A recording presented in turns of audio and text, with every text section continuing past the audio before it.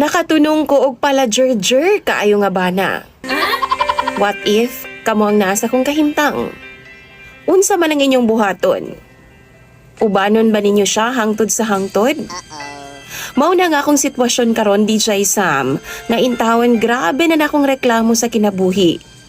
Kay dili lang baya ka ng butanga ang atong ginaatubang adlaw-adlaw. Maayong adlaw kaninyong tanan sa imo mga viewers ug followers DJ Sam. Labi na kanimo nga magbasa ning akong suliran. Ako di ay si Honey.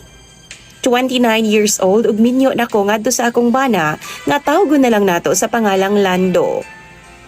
Murag ako na gyud siguro ang pinakaswerte, pananaw sa uban. Pero paminaw nako, ako na ang pinakamalas ug pinakapobre nga asawa sa tibuok kalibutan.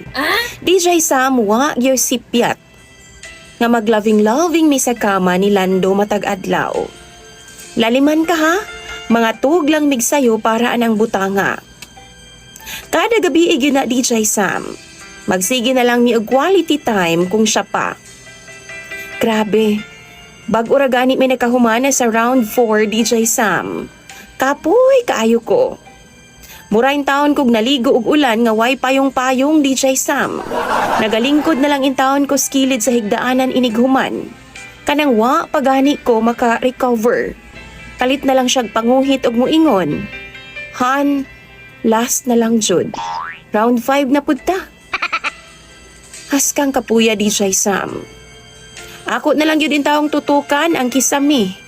Dito na lang na ako ipagawas ang akong kahiubos, kasakit o kakapoy.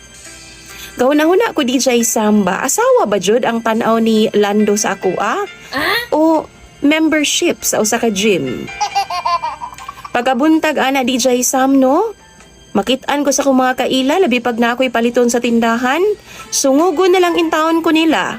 Labi pa kay mga suod mapud na ako ang mga babae na mong silingan kanang ubang asawa po DJ Samba. Ilan na lang in taon kong sungugon. Kay pirmi na lang man daw ko magkaang-kaang kada buntag. Kay grabe, tirahon dyan kong tama ni Lando anang gabi Bisan ganig adlaw kung makahigayon siya. Pirmi gyud nga agresibo ug energetic si Lando. Ug ako palagi mga silingang babae DJ Sam. Mare, ngano man in taon na oy, murag maglisod naman pud kag lakaw, taga-buntag na lang man.